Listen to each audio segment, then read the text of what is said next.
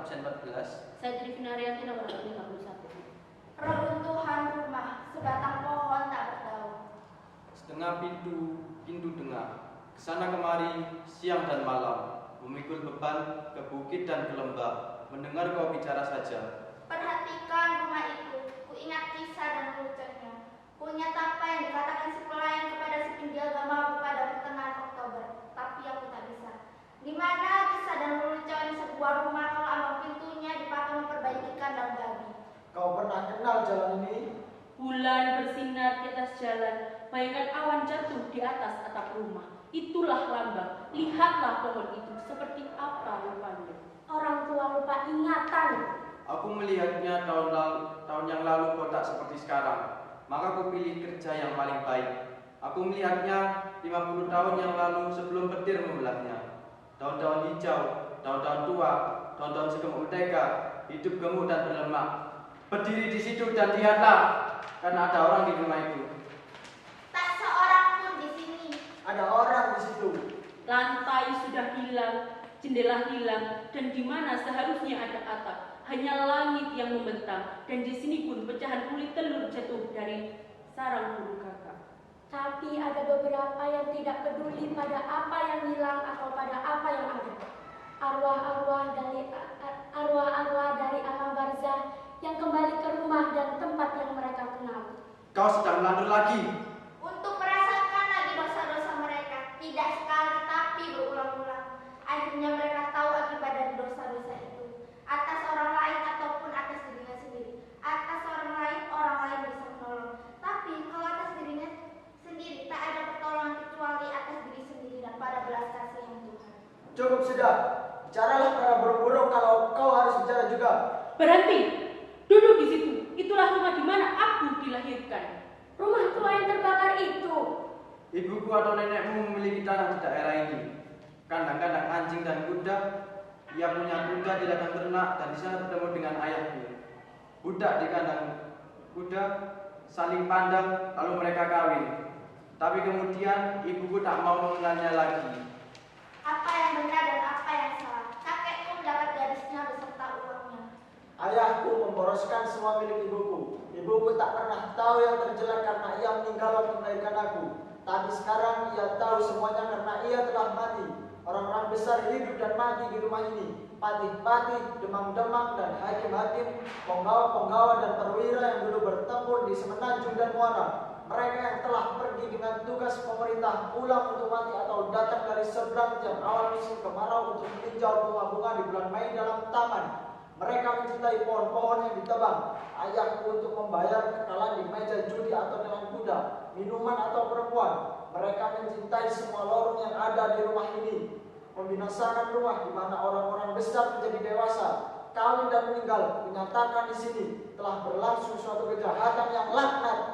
Wah, kau beruntung. Pakaian mewah, mungkin mudah gagah untuk ditunggangi. Supaya aku tidak lebih unggul darinya, ayahku tidak pernah mengirim aku ke sekolah. Tapi masih ada orang yang cinta karena aku juga anak ibuku. Istri penjaga mengajar aku membaca, Pak Padri mengajar aku bahasa. Banyak buku-buku berharga dengan jilitan mewah abad lalu. Buku-buku modern dan kuno, beribu-ribu buku. Dan aku, kau beri pendidikan apa? Ku beri kau pendidikan yang patut bagi anak haram yang gampang. Ketika aku berumur 16 tahun, ayahku membakar rumah-rumah itu dalam pabriknya. Itu usiaku 16 tahun. Dan seluruh yang terbakar habis, buku-buku, perpustakaan, dan segalanya. Apa benar juga yang ku dengar sepanjang jalan bahwa kau membunuh ayahmu di rumah yang terbakar itu? Tak ada seorang pun di sini kecuali kita. Tak seorang pun ayah. Kutikam dia dengan pisau yang sehari-hari biasa kita pakai. Setelah itu, kutinggalkan dia di tengah api yang sedang berkobar. Mereka menemukan mayatnya. Seseorang menemukan bekas pisau, tapi tak berani memastikan karena mayat itu hangus bagai arang. Beberapa teman pemabuknya bersumpah untuk menghadapkan aku ke pengadilan.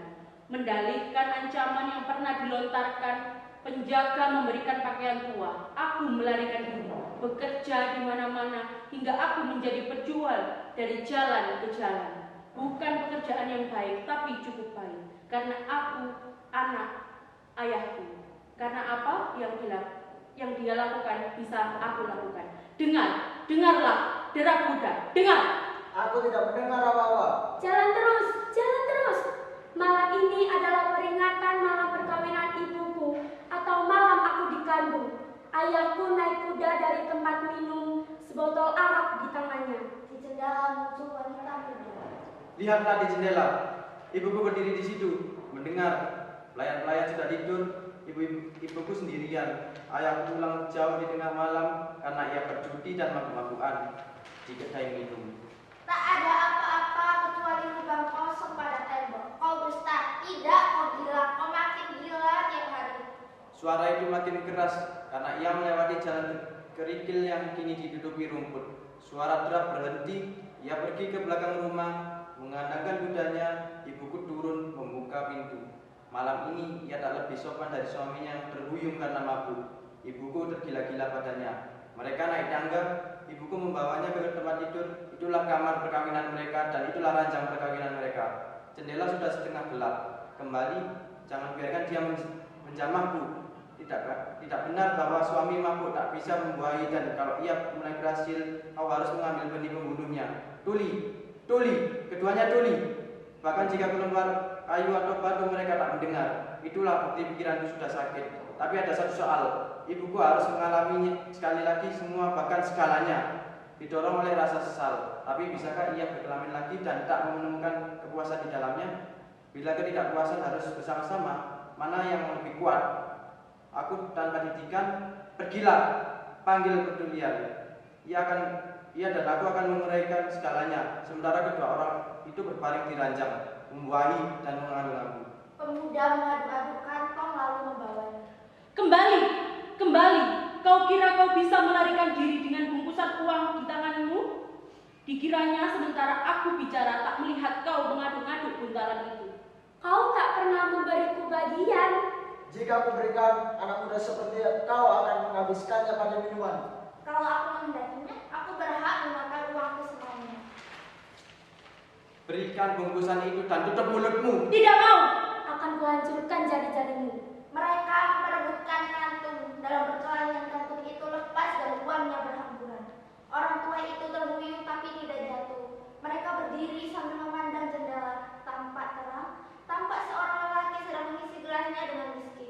Bagaimana kalau kau kubunuh? Kau membunuh kakekku karena kau muda dan ia tua. Sekarang aku yang muda dan kau yang tua. Kini lebih jelas 16 tahun itu. Apa yang kau ocehkan? Lebih mudah, padahal perempuan itu harus tahu bahwa lelaki itu bukan macamnya. Apa yang kau katakan? Hentikan!